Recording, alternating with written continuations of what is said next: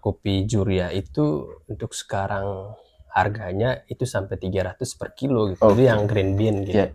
Kalau Arabica itu low caffeine gitu, sehingga cocok untuk konsumsi malam hari sih sebenarnya. Pohonnya dan pohon Robusta itu biasanya dia agak kokoh, agak besar, agak tinggi gitu ya. Terus dia mampu tumbuh di bawah 1000 mdpl. Berkisar antara 500 mdpl sampai ya. Dia juga mampu tumbuh di atas itu sih sebenarnya, di atas 1000 mdpl. Tapi kalau kopi Arabica itu dia hanya mampu tumbuh di atas 1000 mdpl gitu. Sebelum kita lanjut ngobrol, bagi Bapak Ibu yang membutuhkan perlengkapan rumah, hotel, dan juga kapal wisata, silakan datang di Selaras Flores yang berada di Jalan Gorontalo, persisnya di sebelah VIP. Ini sangat direkomendasikan buat teman-teman yang baru menikah. Kalau memang butuh perlengkapan, silakan datang di sana. Oke, kembali lagi di Bacotol Podcast, tentunya di segmen UMKM Talks. Ini merupakan episode kedua, teman-teman, dan kali ini kami sudah menghadirkan salah satu pelaku UMKM dalam Bajo. Siapa lagi kalau bukan Kay Apik. Halo Kay. Oke, selamat malam. Selamat malam Kay. Bagaimana kabarnya? Puji Tuhan, kabar baik. Luar biasa. Kali ini kita akan ngobrol-ngobrol dengan Kay Apik. Kay Apik juga memang alma mater dari Politeknik Bajo Komodus. Memang kita juga sudah kenal sebelumnya, dan kita sudah pernah berbincang-bincang tentang kopi juga, Kay. Iya, betul. Oke, selamat datang juga di Bacotol Podcast. Ya, terima kasih banyak sudah berkenan untuk mengundang kami, dan saya mengucapkan terima kasih atas undangan ini. Ini sebuah keistimewaan bagi kami gitu. Oke. Luar biasa. Kami juga bangga kayak bisa menghadirkan Kay Apik sini, dan tentunya di segmen yang memang kami rencanakan dan kami buat khusus untuk UMKM gitu. Oke nih Kay, ngomong-ngomong kesibukannya sekarang gimana? Apakah masih fokus menjalankan usaha atau memang punya planning-planning lain? Iya, jadi untuk sekarang ini aktivitasnya memang lebih fokus ke usaha kopi gitu. Jadi selama ini kita habiskan waktu untuk membenahi gitu, terus lebih fokus ke belajar tentang kopi gitu, sehingga ya sampai detik ini kita memang masih bertahan di kopi gitu, masih belajar tentang kopi gitu. Karena berbicara tentang kopi itu memang sangat rumit juga sih sebenarnya gitu. Luar biasa gitu. Menurut orang bahwa bicara kopi itu memang simpel, tapi sebenarnya karena ketika kita terjun ke dalam di bidang kopi itu sangat ini sebenarnya gitu.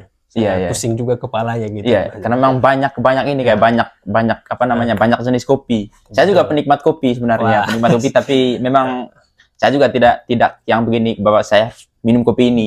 Saya tidak agak sulit untuk membedakan rasa kopi, khususnya kopi-kopi jenis-jenis kopi lah. Tapi yang saya bisa bedakan itu kalau ini kopi saset ataupun kopi-kopi yang dijual di kiosan, beda dengan kopi-kopi asli Manggarai. Kalau memang saya sih agak sulit untuk membedakan itu kayak. Kalau selain fokus di kopi, apakah memang tidak ada kesibukan lain atau pekerjaan gitu kayak? Nggak ada sibuk lain sih sebenarnya gitu. Atau nggak fokus di kopi emang sekarang? Ya, kita habiskan waktu di kopi saja gitu, di usaha ini. Oke. Berarti selama ini memang fokusnya ke sana memang untuk usaha-usaha kopi. Betul. Saya lihat kayak Apik juga memang saya juga pernah singgah kemarin di salah satu outletnya di kafe. Itu gimana itu kayak? Ya memang sekarang kita punya tempat untuk minum kopi sih sebenarnya. Itu memang ketika teman atau siapapun yang datang ke sana itu kan kita sudah sediakan tempat untuk minum kopi gitu. Di sana sudah ada menu-menu, misalnya menu Finan Drip, menu-menu pokoknya yang ini manual berulah gitu. Jadi izin memang ini brand ini combine dari dua bahasa sih sebenarnya. Bahasa Manggarai sama bahasa Inggris gitu. Jadi dari segi nama itu adalah Data Bajo gitu. Data itu yang diartikan kalau ke bahasa Manggarai itu adalah kepunyaan atau kepemilikan. Ke bahasa Indonesia itu kepunyaan atau kepemilikan. Dan Bajo itu sebagai tempat untuk menjual produk kita ini sebenarnya. Lalu yang berikut itu adalah Kafi.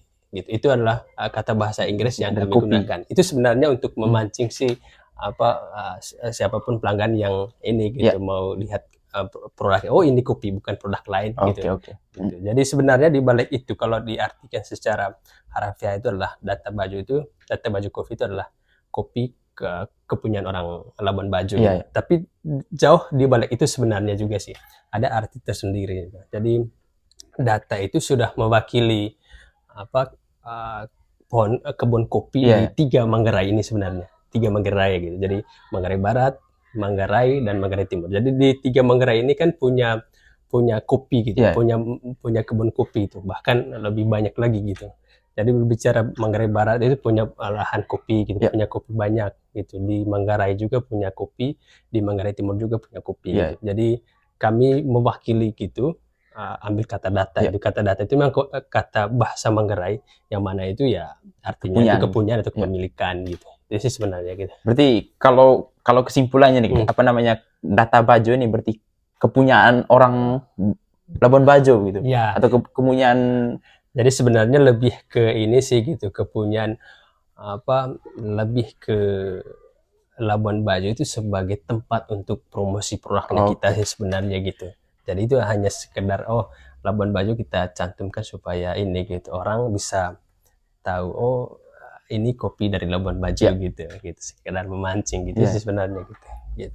Berarti untuk memperkenalkan bahwa ini memang kopi yang berasal dari Labuan Bajo gitu. Iya, betul sekali. Tapi luar biasa nih, kayak bisa menciptakan sebuah brand dengan kombinasi dua bahasa gitu. Bahasa Manggarai lalu kemudian bahasa Inggris. Iya, betul sekali. Kalau Bajonya sih memang itu nama daerah kita, Labuan Bajo. Betul gitu. Kalau ngobrol-ngobrol tentang kopi nih saya juga tahu tentang beberapa jenis kopi kayak kopi Juria, kopi apa lagi yang lain tuh. Maksudnya kalau dari KIP sendiri kan lebih paham mengenai perbedaan jenis-jenis kopi ini. Kalau dari saya sendiri kan kayaknya ini semua kopi sama semua. Kalau dari KIP sendiri nih, ada berapa kira-kira jenis kopi yang ada di Manggarai ini? Jadi sebenarnya di Manggarai itu cuma ada 2 sih sebenarnya, 2 jenis gitu. Jadi ada kopi Robusta dan ada kopi Arabica. Tetapi Arabica itu punya beberapa varian gitu. Ada kopi Yellow Caturra, ada kopi Red Yellow Caturra, ada kopi Juria sama Arabica. Jadi untuk kopi Arabica itu memang punya 4 varian gitu. Begitu. Jadi kita bisa tahu juga kalau misalnya kopi Robusta itu bentuknya seperti apa gitu. Terus dari segi pohonnya itu kita bisa tahu persis. Begitu juga pun kopi Arabica gitu. Kita bisa tahu juga dia punya dari bentuk batang kopinya gitu. Kalau ini kayak perbedaan antara kopi Robusta sama Arabica itu kan dari segi mana sih kita kita bisa membedakan gitu? Oke. Jadi kita bisa membedakan dari setiap jenis kopi ini. Misalnya kan dari segi biji gitu. Biji kopi Robusta itu biasanya lebih kecil tetapi bulat gitu. Dan yang kedua itu atau yang berikut itu di garis tengahnya itu agak lurus gitu. Itu yang membedakan antara kopi Robusta dan kopi Arabica. Kalau yang lurus tuh itu yang Arabica atau yang lurus itu Robusta gitu. Sedangkan Robusta. Arabica itu dia lebih lonjong gitu, terus agak garis tengahnya itu agak tidak lurus lah, sama seperti ini Robusta gitu. Dia agak bengkok gitu ya. Gitu. Itu yang membedakan antara kopi Robusta dan Arabica. Tetapi yang menjadi ini juga dia punya pohon itu. Pohon Robusta itu biasanya dia agak kokoh, agak besar, agak tinggi gitu ya. Terus dia mampu tumbuh di bawah 1000 mdpl. Berkisar antara 500 mdpl sampai dia juga mampu tumbuh di atas itu sih sebenarnya, di atas 1000 mdpl. Tapi kalau kopi Arabica itu dia hanya mampu tumbuh di atas 1000 mdpl gitu. Begitu. Kalau di beberapa di Manggarai Barat itu memang ada daerah khusus yang itu gitu, yang tumbuh di beberapa jenis kopi ini gitu. Misalnya saya sebut saja di Kubus gitu. Di Kubus itu ada kopi Robusta, ada kopi Arabica yang beberapa varian itu. Ada kopi kuning, ada kopi Colombia merah gitu, terus Arabica gitu. Tapi untuk kopi Juria di bagian Kubus itu ke sana itu nggak ada gitu. Gitu.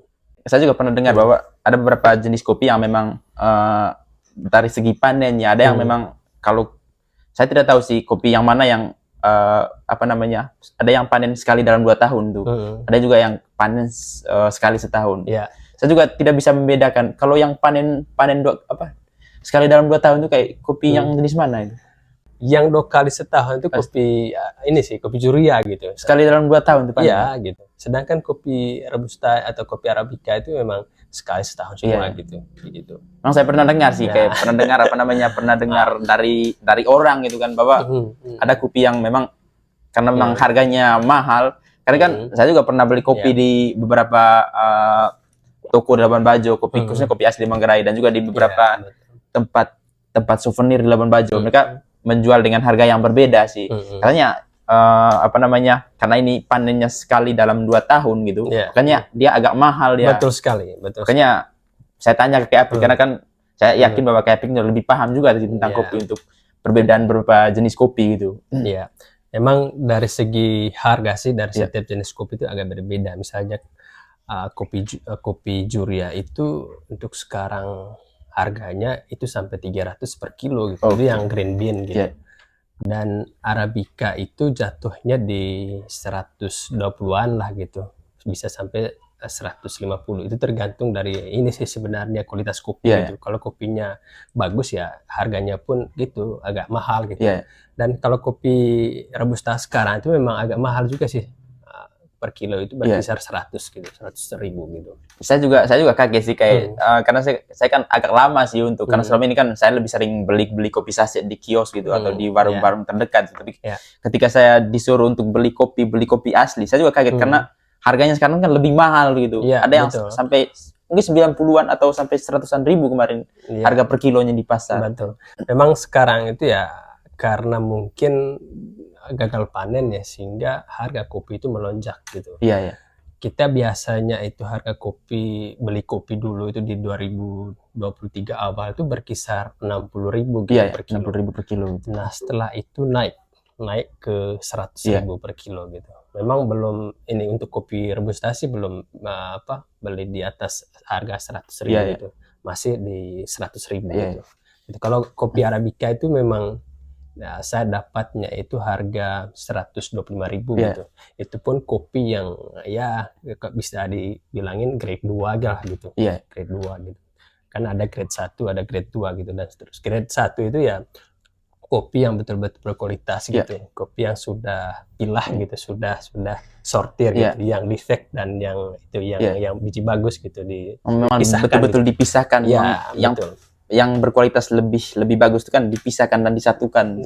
Mungkin lebih mahal dia punya harganya. Betul. Itu kopi yang misalnya sebelum jual ke orang gitu, para petani memang sudah pilah betul gitu. Ini kopi saya jual dengan misalnya harga 100.000 gitu ya, dengan tingkat grade-nya berapa persen gitu. Biasanya kalau kopi yang kualitasnya bagus itu ya dia punya tingkat defect-nya memang rendah sekali gitu. Kita tinggal roasting saja sampai di tempat kita gitu. Oke. Berarti kesimpulannya bahwa kalau kopi ini kan memang berdasarkan kualitas juga dia punya harganya juga sih, kayak selain dari jenis kopinya, lalu kemudian dengan kualitasnya juga. Kalau misalnya kualitasnya yang memang lebih bagus, mungkin lebih mahal dia punya harganya juga. Mungkin kalau harga kopi ini kayak, karena kalau kita lihat Labuan Bajo kan memang lumayan mahal juga sih. Mungkin selain dari kualitas, lalu kemudian mungkin dampak dari pariwisata ini juga sih, kayak maksudnya karena dampak pariwisata ya bisa berdampak pada peningkatan atau mahalnya harga kopi juga. Betul sekali sih sebenarnya. Kita juga tahu sih, maksudnya cara memilih kopi yang memang ini memang kopi yang berkualitas gitu, atau ini yang maksudnya seperti yang disampaikan oleh KFP bahwa ada kelasnya juga, ada klasternya bahwa ini grade 1, ada grade 2. Kalau dari KFP sendiri sih, cara memilih biji kopi yang memang lihat bahwa ini memang kualitasnya bagus gitu. Sebenarnya tidak ada cara khusus ya, tidak sih sebenarnya. Itu lebih bagaimana kita seleksi biji kopi itu gitu. Karena jujur saja bahwa memang untuk saya tidak menjudge petani bahwa tidak mampu ya, bukan gitu. Tapi kan masih kurang fokus lah untuk Oke. di bagian kopi gitu, masih belum inilah gitu. Jadi kadang-kadang gitu petani jual kopinya asal-asalan Iya, iya. saja gitu. Jadi kita sebagai roaster Iya. gitu ya, kita harus sebelum kita roasting ini Kopi. kopi kita harus ini dulu gitu, dipilah dulu gitu, pilah gitu. Jadi mana yang rusak gitu atau mana yang kualitasnya bagus ya kita ini pakai yang kualitasnya bagus Oke, gitu, oke. atau yang tingkat grade-nya agak rendah gitu. Jadi kalau tips-tips untuk memilih kopi Kopi yang berkualitas. ya kopi yang kualitas sebenarnya sih lebih bagaimana kita ini sih sebenarnya, bagaimana kita misalnya kita beli bahan bakunya itu Iya. ya kita tanyakan dulu ke petaninya Iya. gitu, kira-kira tahap penjemurannya seperti apa Iya. gitu, apa dampak dari jemur itu Iya. memang sangat ini sih Sangat pengaruh juga rasa kopi gitu, iya, cita berpengaruh rasa terhadap kopi kualitas gitu. juga sih. Iya betul sekali. Jadi mungkin lebih ke situ sih sebenarnya. Jadi ketika kita beli bahan baku itu ya kita tanya dulu kira-kira bagaimana sih proses pasca panennya Iya. gitu. Apakah pas panennya itu pas petiknya itu prosesnya seperti apa? Apakah dia ambil semua yang warnanya atau cirinya, Iya. buah cirinya itu semua dipetik sama yang masih Iya. mengkal gitu ya? Atau seperti apa gitu? Kan ada perbedaan sih, ada yang Iya. warnanya merah, kan Iya, ada yang gitu. masih sudah istilahnya sudah layak dipetik, sudah matang tuh kan. Iya, betul. Berarti itu yang memiliki kualitas lebih bagus kayak yang warna merah pas sudah matang tuh Iya, dipetik gitu kan. Jadi misalnya petani itu pasca panennya itu kan harus cari dulu mana yang sudah pas Iya. untuk dipetik gitu, yang warna merah gitu atau buah ciri itu ya. Itu yang harus sebenarnya dipetik Iya. gitu. Dan kemudian di proses fermentasinya gitu. Apakah dia prosesnya semi wash kah, natural kah, ataukah yang honey wash gitu, Iya. honey process gitu. Jadi sebenarnya kita harus lebih tanya ke sana gitu. Iya. Terus pas penjemurannya itu seperti apa? Apakah kopinya itu jemur langsung di tanah kah atau jemurnya di atas tenda gitu. Oke, gitu. oke. Karena itu juga bisa mempengaruhi sih cita rasa Iya. gitu, cita rasa kopi gitu. Jadi dari dilihat dari proses mereka berjemur tuh, itu Iya, berpengaruh terhadap rasa kopi itu ya. Betul sekali gitu. Kalau yang kayak sampaikan Bapak ada tiga cara berjemur kopi Iya. semi wash itu gimana tuh kayak? Itu semacam proses ini sih sebenarnya fermentasi gitu. Iya. Kalau natural proses itu ya begitu kita petik itu langsung dijemur, tidak pulper gitu, tidak dikasih keluar kulitnya gitu, kulit cirinya gitu, itu langsung jemur saja gitu. Setelah itu ditumbuk baru dapat green bean-nya gitu, green bean kopi. Sedangkan kalau proses yang semi wash itu ya ada prosesnya, itu ada fermentasi kurang lebih 16 jam gitu disimpan itu, setelah kasih keluar dia punya kulit gitu, terus di fermentasi dulu gitu, baru setelah 16 jam itu baru kita jemur di matahari terus di atas tenda gitu. Itu tidak dijemur langsung pakai alas di atas tanah langsung jemur. Itu kalau yang dibuatkan tenda juga. Betul sekali, harus dibuat tenda gitu. Itu untuk menjaga kualitas sih sebenarnya. Dan yang full wash itu kurang lebih 24 jam gitu. 24 jam, bisa juga lebih dari atas 24 jam gitu. Itu memang proses-proses itu ya sebenarnya harus diperhatikan gitu oleh para petani, sehingga cita rasa kopi itu ya betul-betul terjaga itu, dan kita tahu ini rasa kopinya enak sekali gitu. Kalau dari ketiga proses ini, proses mana yang bisa menghasilkan atau bisa menciptakan kopi yang dengan cita rasa yang lebih bagus dari tiga proses?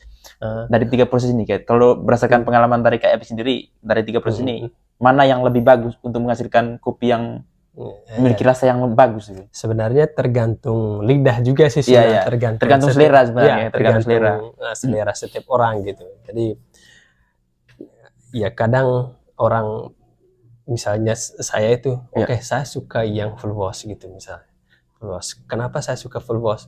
Karena misalnya dari segi cita rasanya itu ada gitu, dia punya aromanya itu ada gitu, misalnya ada aroma buah, ada aroma rempah-rempah, ada aroma yang lain gitu itu. Jadi dia punya aroma itu kita bisa tahu gitu. Dan ini kopi prosesnya full wash, dan kita bisa rasakan juga semuanya. Memang tergantung setiap selera orang gitu. Selera gitu. saya juga tidak menjudge bahwa yang lebih bagus itu Ya, kopi yang ini, ini. yang ini tidak. Nanti kan tergantung selera sih sebenarnya. Betul Kalau sekali. misalnya seleranya tergantung ini juga sih, tergantung hobi. Kalau misalnya apa namanya dia suka minum kopi begitu, Iya, berarti betul. tidak berarti dia pilih-pilih sih rasanya. Kalau memang Betul. ada yang sekedar minum kopi tanpa tahu membedakan ya, Ya. yang penting ada kopi lah kita Betul, nikmati bersama betul. ya. Yang penting ada kalau ini kalau dari KP sendiri sudah bisa membedakan kalau misalnya tanpa ditanyakan ke petani bahwa ini prosesnya seperti ini, Ya. dari rasanya KP bisa tahu sih bahwa ini Ya. prosesnya gini atau Ya. bagaimana itu? Jadi memang secara kasat mata sih sebenarnya kalau kita ini beli green bean kopi gitu, Ya. jadi dari bentuknya itu, misalnya kopi itu prosesnya apa natural, kita bisa tahu juga sih sebenarnya prosesnya semi juga bisa tahu, dan prosesnya full wash kita bisa tahu gitu sebenarnya. Jadi kalau dari segi ininya apa ya, dari segi proses-proses itu kan apa bisa membedakan gitu. Oke. Ini prosesnya apa natural Iya. gitu. Natural itu agak ini ya, tidak terlalu apa istilah, tidak terlalu green, apa Iya. tidak terlalu hijau gitu ya, agak ini gitu, agak pucat-pucat gitu. Gitu. Mungkin kita sambil minum kopi sih kayak. Oke. Coba rasakan. Kalau saya agak sulit membedakan ini kalau ini kayak ini prosesnya yang full wash kah atau kalau dari rasanya nih kayak. Jadi sebenarnya kita jangan dulu berbicara terkait itulah gitu. Kita berbicara terkait ini jenis kopi apa sih sebenarnya yang kita minum ini gitu. Kopi apa ya guys? Jadi ini jenisnya robusta gitu. Oke. Ya, kalau robusta itu dia dominan pahit gitu. Dia dominan pahit gitu. Itu kopi robusta lebih dominan pahit. Ya, kopi robusta dominan pahit gitu. Jadi dan tingkat kafein juga kopi robusta itu agak lebih tinggi sih sebenarnya itu. Beda dengan kopi yang arabica itu. Kalau arabica itu low caffeine gitu, sehingga cocok untuk konsumsi malam hari sih sebenarnya gitu. Dan dari segi cita rasa juga gitu, kopi robusta itu ya itu tadi, kopi robusta itu agak pahit, sedangkan kopi arabica itu dia lebih ke soft ya lebih ke ini sih sebenarnya, lebih ke asaman, the sour itu, dan terus apa sebenarnya tidak terlalu pahit lah gitu. Lebih soft dia kan, lebih soft dibandingkan yang arabica gitu. Ya, dibandingkan robusta. Dibandingkan robusta itu pahitnya itu nendang sekali gitu ya. Mungkin lebih cocok dengan apa namanya, dengan orang-orang yang hobi kopi pahit gitu ya. Betul. Itu saya merekomendasikan kalau minum kopi robusta itu harus pagi hari gitu, supaya apa karena dia punya kafein itu agak lebih tinggi itu, sehingga apa tingkat meleknya kita itu ya mungkin lebih cocok dengan apa namanya orang-orang yang apa namanya kebanyakan gula dalam tubuhnya, makanya direkomendasikan untuk minum kopi ini sih. Tidak juga sih sebenarnya gitu. Kalau apa namanya, kalau akhir-akhir ini kayak apa namanya, kalau kita berbicara tentang ini namanya apa namanya proses produksinya kayak Apik selama ini, itu gimana ini, kayak apakah punya mesin roaster sendiri kah, atau kan ada juga beberapa apa namanya beberapa penjual kopi dalam bajunya kan ada juga yang menciptakan brand itu kan tapi tidak punya mesin sendiri, karena juga pakai sistem manual itu kan. Betul. Karena juga mereka giling di pasaran gitu. Kalau dari KP sendiri selama ini untuk proses produksi kopi Data Baju ini itu punya mesin sendiri atau memang masih pakai itu kayak pakai sistem manual? Iya, manual. Pakai sistem manual lalu digiling di pasaran gitu. Kalau dari KP sendiri apakah sudah punya mesin tuh? Iya, baik. Jadi untuk kami punya itu memang sudah punya mesin roasting. Itu kapasitas 5 kilo gitu. Oke. Dan untuk apa? Memang kita juga selama ini kan ada ini juga sih sebenarnya jasa untuk roasting gitu, roasting kopi itu. Kebetulan bahwa saya sendiri sebagai roasternya gitu tuh. Dan saat roasting kopi ini memang kita harus ini juga sih sebenarnya, harus perlu hati-hati gitu. Dan sedikit saya informasikan bahwa kalau roasting kopi itu sebenarnya harus ada ini sih, ada langkah-langkahnya gitu. Ya, seperti misalnya punya alat sendiri, level punya level sendiri untuk. Jadi ya sebenarnya lebih ke ini sih, roasting kopi itu kan ada level roasting profilnya gitu. Kita mau profilnya seperti apa gitu. Apakah mau yang light, apakah mau yang medium, apakah mau yang medium to dark, atau apakah yang mau dark gitu. Seperti yang kita punya yang kita sedang Kalau ini cicip itu. Ini yang ini yang dark sih sebenarnya gitu. Dan kenapa kita harus roasting yang dark itu karena itu supaya ini ya, dia punya rasa pahit itu memang ini gitu, agak nendang gitu, agak nendang gitu. Dan sebenarnya kembali lagi ke segmen pasar sebenarnya gitu. Segmen pasar lalu ke selera juga sih kan, gitu. Selera juga bahwa tergantung orangnya juga, tergantung peminumnya juga sih. Betul sekali gitu. Jadi selama ini kita sering roasting kopi itu ke level yang medium to dark gitu. Dan itu memang sesuai dengan permintaan pasar kita sih sebenarnya begitu. Lalu segmen pasarnya kalau namanya kan itu lebih medium to dark gitu kan? Iya, betul sekali. Lebih suka itu. Iya, betul sekali. Kalau untuk ini kayak untuk cost pembiayaan tuh kan, kalau selama ini biaya yang lebih besar tuh kan kita tahu kan banyak item-item yang dibutuhkan kayak dari segi mesin, kemudian packaging juga. Betul. Kalau selama ini yang lebih besar cost pembiayaannya itu di mana itu kan? Ya sebenarnya kedua-duanya sih sebenarnya sangat besar ya. Tapi mesin itu kan dia jangka panjang lah gitu, investasi jangka panjang. Sedangkan yang lebih berat ini sih sebenarnya ke packaging gitu. Packaging sekarang itu memang kalau yang ini dia lebih agak mahal gitu, agak mahal. Gitu. Sehingga ini yang kelas premium nih ya. Kan ada juga yang bisa kita membedakan bahwa ini yang kelas premium, ini yang ini. Tidak juga sih sebenarnya, ini yang biasa lah gitu, yang biasa gitu. Dan memang ini cocok untuk kopi bubuk dan kopi biji. Kebetulan kita ada ini sih yang bubuk kalau yang tadi kan ini kopi biji atau bubuk? Yang itu yang biji.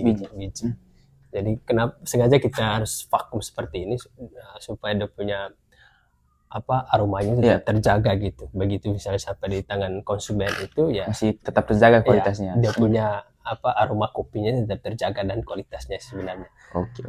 Biasanya kalau ini sih ada valve-nya, ada lubang di belakang kemasan itu kita bisa mencium aromanya lewat situ gitu. Dan itu memang rentan sekali untuk ini sih sebenarnya, untuk punya aromanya itu agak keluar gitu. Enak kalau kita vakum itu ya sampai di konsumen begitu buka ya mereka langsung tercium aroma kopinya itu masih terjaga gitu sebenarnya. Berarti ini tidak ada ini yang kayak untuk kita tes dia punya aromanya. Ya nggak ada sih. Lebih kalau misalnya ada itu mungkin kita simpan tidak dalam jangka waktu panjang gitu mungkin. Iya sebenarnya. Kalau selama ini kayak kita ketahui bahwa selama ini kan peran besar juga dari sosial media untuk promosi untuk bangun branding lah. Kalau dari KAPIX selama ini sudah punya sosial media untuk promosi gitu. Betul sekali. Jadi kita sudah punya akun TikTok gitu, Facebook juga, dan kita punya Instagram gitu. Jadi masih sama sih akun TikToknya masih Data Bajo. Data Bajo, terus IG-nya juga Data Bajo, Facebook-nya juga Data Bajo gitu, masih nama yang sama gitu. Jadi selama ini kita bisa promosikan produknya kita itu lewat Instagram, lewat TikTok, itu lewat Facebook juga. Dan memang banyak pelanggan kita yang rekomendasinya dari sana gitu.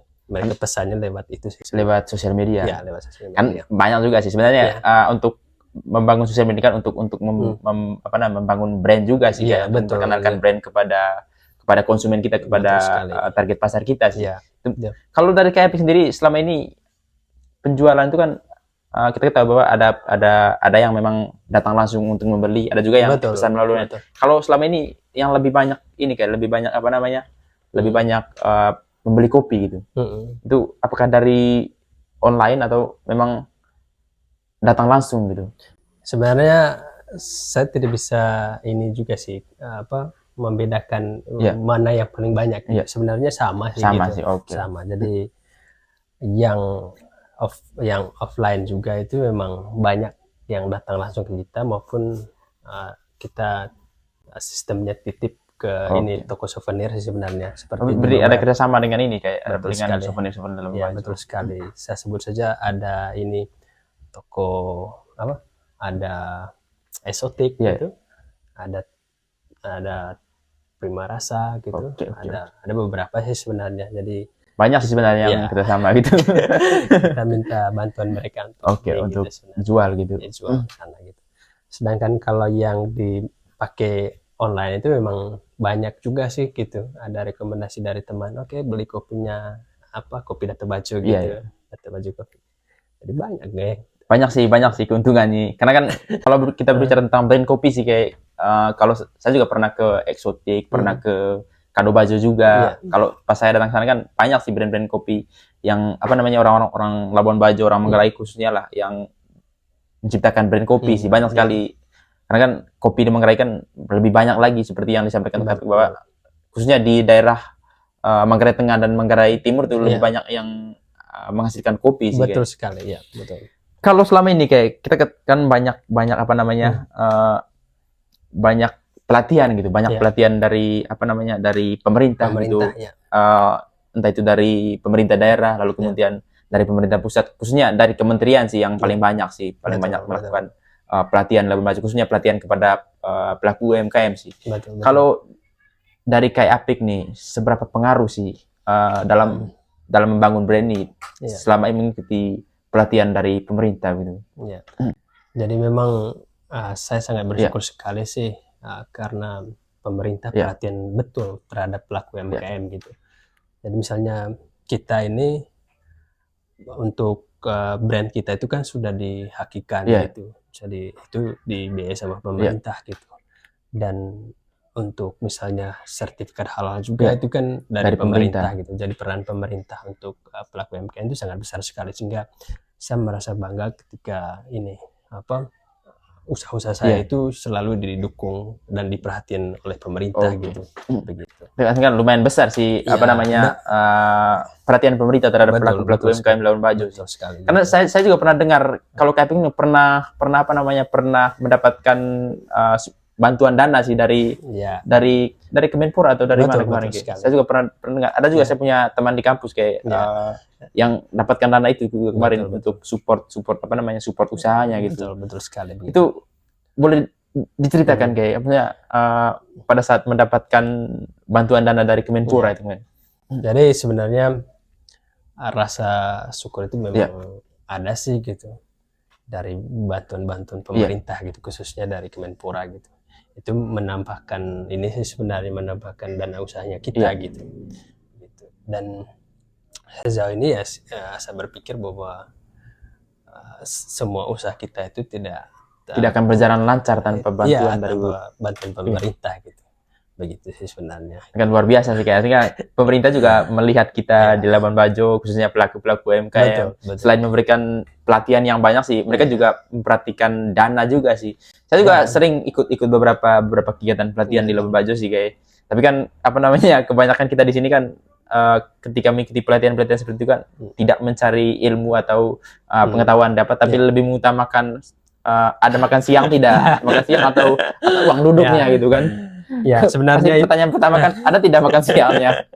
Sebenarnya itu apa ya, keliru sih sebenarnya kalau seperti kalau menurut saya pribadi bahwa itu adalah kesempatan emas gitu untuk mendapatkan materi gitu. Dimana kita kan jujur bahwa kita nggak banyak pengalaman tentang hal-hal seperti itu, tetapi lewat ikut pelatihan seperti itu akhirnya kita bisa tahu lah, kita bisa ternyata seperti ini. Banyak hal yang sebenarnya kita harus banyak hal yang kita tidak tahu dan banyak hal yang kita harus cari tahu sebenarnya.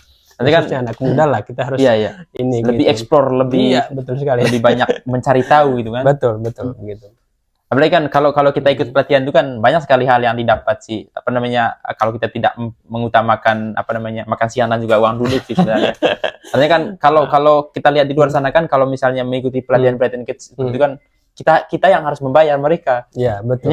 Kita beli pelatihan atau mengikuti kursus, kita yang bayar mereka. Tapi kalau kita lembaga kan memang kita dispesialkan oleh pemerintah bahwa kita diberikan pelatihan lalu diberikan dana juga, ya dapat makan siang juga, dapat pengetahuan juga, dapat juga uang duduk.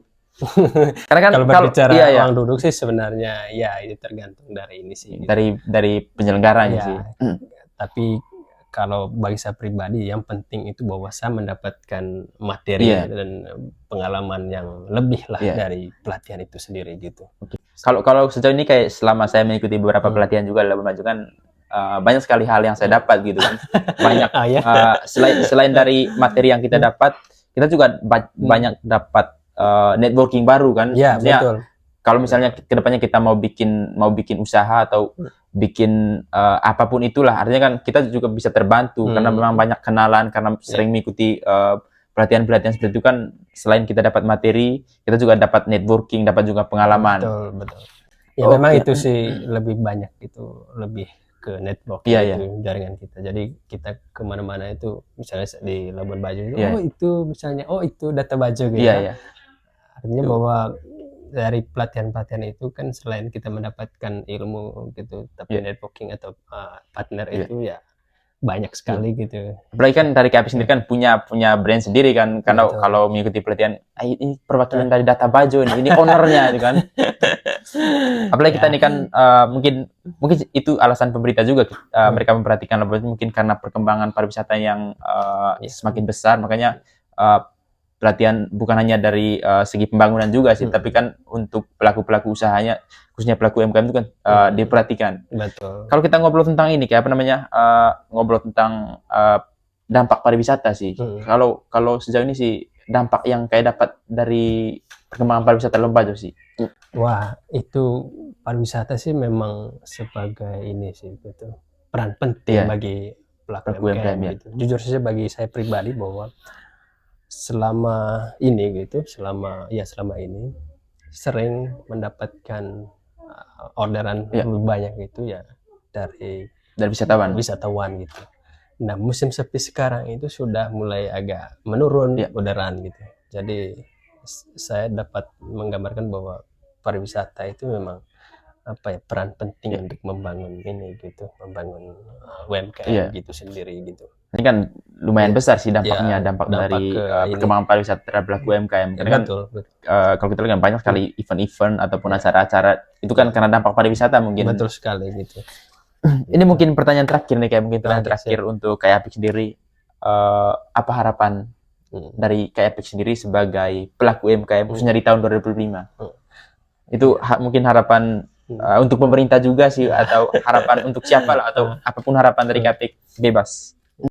Jadi mungkin untuk saya pribadi ya, mungkin di 2025 ini lebih ke ini sih, progresifnya itu agak ini gitu, agak meningkat gitu, maksudnya dari penjualannya itu, dari sistem ininya, apa istilahnya gitu, semacam visinya untuk 2025 itu harus tercapai sebenarnya. Mungkin lebih ke anak muda gitu ya. Jadi saya berharap bahwa anak muda itu lebih kreatif gitu, lebih lebih mencari banyak hal, karena bagi saya pribadi sebagai anak muda juga ya, banyak hal yang saya belum dapat. Saya mau hal-hal yang saya belum dapat itu harus terpenuhi gitu. Saya berharap juga dengan hadirnya Bajo Podcast Bajo Podcast ini ya bisa menyebarkan berita bahagia untuk teman-teman di luar sana gitu. Siapapun yang mau berjuang gitu ya, ayo gitu. Selagi ada kesempatan kita berjuang sama-sama gitu. Luar biasa gitu. Itu luar biasa kayak harapan dari KAPIK. Mungkin harapan untuk anak muda, untuk teman-teman juga di luar sana yang mungkin mendengarkan podcast ini, itu yang sudah disampaikan oleh KAPIK. Oke, KAPIK, terima kasih banyak sudah sharing banyak hal di Bajo Talk Podcast, sharing-sharing tentang kopi juga. Mudah-mudahan teman-teman di luar sana juga yang nonton sih akan paham tentang kopi, Pak. Kita di Manggarai ini kan memiliki beberapa jenis kopi, lalu banyak sekali hal yang di-sharing oleh KAPIK tadi. Terima kasih banyak sudah hadir di Bajo Talk Podcast, dan mungkin kita kapan-kapan kita bikin season 2-nya, bikin episode 2-nya untuk ngobrol-ngobrol tentang kopi juga sih. Oke, teman-teman, terima kasih, dan jangan lupa untuk nonton terus Bajo Talk Podcast di episode selanjutnya. Terima kasih. Terima kasih.